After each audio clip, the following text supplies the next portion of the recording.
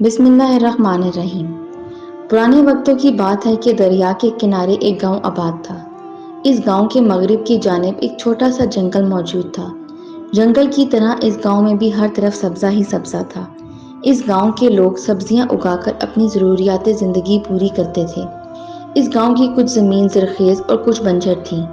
لوگ اپنی سبزی کی فصلوں پر بڑی محنت کرتے اور اس سے حاصل ہونے والی فصل کو بیچ کر اپنے کھانے پینے کی اشیاء خریدتے تھے۔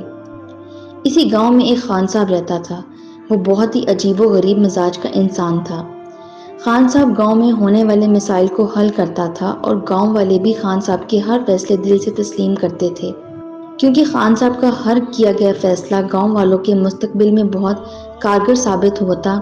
جب گاؤں والوں نے دیکھا کہ خان صاحب کا کیا گیا ہر فیصلہ گاؤں والوں کے لیے بہت اچھا ثابت ہوتا ہے، تو انہوں نے اپنے گاؤں کے سردار بنانے کا فیصلہ کر لیا۔ اب خان صاحب کو وہ تمام حقوق دیے گئے جو ایک سردار کے پاس ہوتے ہیں۔ جب بھی اس گاؤں میں کوئی غلط کام ہوتا تو خان صاحب اس کی ذمہ داری لیتا تھا اور گاؤں والے بھی خان صاحب کے ہر فیصلے کی عزت کرتے۔ لیکن ایک سال خان صاحب کو محسوس ہوا کہ گاؤں کی آبادی بڑی تیزی سے بڑھ رہی ہے۔ اب خان صاحب نے سوچا کہ گاؤں والوں کو آخر کیسا روکا جائے۔ پھر اس کے ذہن میں خیال آیا کہ اگر میں نے گاؤں کے مردوں کو یہ بات کہی تو سب میرا مذاق اڑائیں گے۔ پھر تھوڑی دیر سوچنے کے بعد خان صاحب کے ذہن میں آیا اور وہ اپنی بیوی کے پاس گیا اور اس سے کہا کہ تم صبح گاؤں کی ہر ایک عورت کے پاس جانا اور ان کو کہنا کہ تم اپنے مردوں کے ساتھ مباشرت کرنا کم کر دو، کیونکہ گاؤں کی آبادی بڑی تیزی سے پھیل رہی ہے اور خان صاحب کو خدشہ ہے کہ چند سالوں بعد اس گاؤں میں قحط پڑ جائے گا۔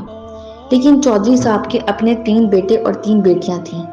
جب یہ بات گاؤں کے مردوں تک پہنچی تو ان کو بہت غصہ آیا کہ خان صاحب ہماری شادی شدہ زندگی میں بھی مداخلت کر رہے ہیں۔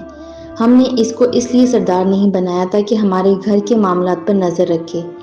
تمام گاؤں والے گاؤں کے ایک بڑے سے درخت کے نیچے بیٹھ کر آپس میں صلاح و مشورہ کر رہے تھے کہ خان صاحب کو آخر کیسے سمجھایا جائے کہ انسان کا اس دنیا میں آنے سے پہلے ہی اللہ تعالیٰ اس کا رزق لکھ دیتا ہے۔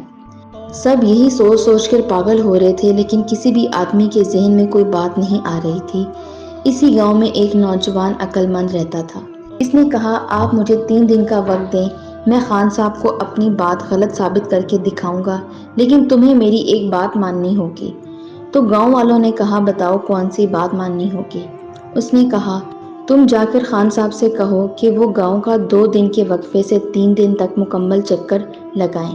یہ سب سن کر پہلے تو گاؤں والوں کو اس کی بات بہت عجیب لگی، لیکن پھر وہ خان صاحب کے پاس گئے اور خان صاحب کو کہا، خان صاحب آپ ہمارے گاؤں کا 3 دن تک چکر لگائیں اور معلوم کریں کہ کہیں کوئی مسئلہ ہے تو ہم اسے حل کرنے کی کوشش کریں گے۔ جب خان صاحب اپنے گھوڑے پر سوار ہو کر چلنے لگا تو اس نوجوان نے کہا، مجھے اپنے ساتھ چلنے کی اجازت دیں۔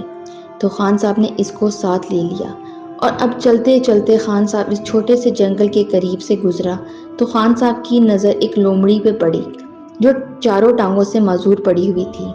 خان صاحب نے دیکھ کر کہا، یہ بیچاری تو مر جائے گی، کیونکہ اس کی تو چاروں ٹانگیں ہی چلی گئی ہیں۔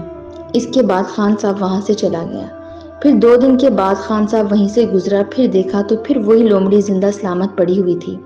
یہ دیکھ کر خان صاحب کو بڑی حیرانگی ہوئی کہ 2 دنوں میں اس سنسان جنگل میں آخر اس لومڑی کو کون کھانا ڈالتا ہوگا اور یہ کیسے زندہ ہے۔ اس کے بعد پھر خان صاحب 2 دن کے بعد وہاں سے گزرا تو پھر وہی لومڑی زندہ سلامت اور بالکل اسی جگہ پر پڑی ہوئی تھی۔ اب اس سے رہا نہ گیا اور اس نے اس نوجوان سے پوچھا کہ آخر یہ لومڑی کیسے زندہ موجود ہے، کیونکہ یہ چاروں ٹانگوں سے معذور ہے اور ایک قدم بھی نہیں چل سکتی اور اپنے کھانے پینے کا انتظام کہاں سے کرتی ہے۔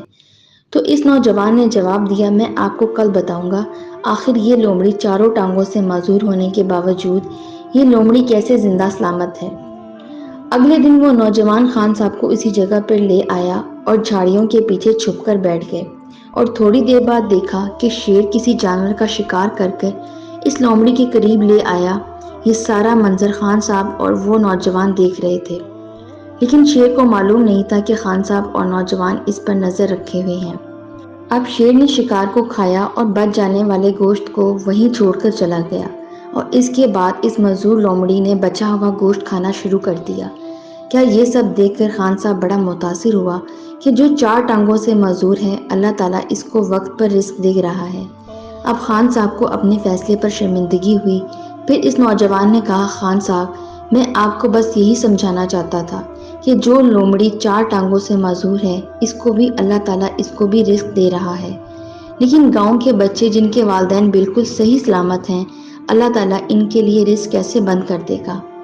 اب بات اس کی سمجھ میں آ گئی اور اس نے چودھری صاحب سے جا کر پورے گاؤں والوں سے معذرت کر لی۔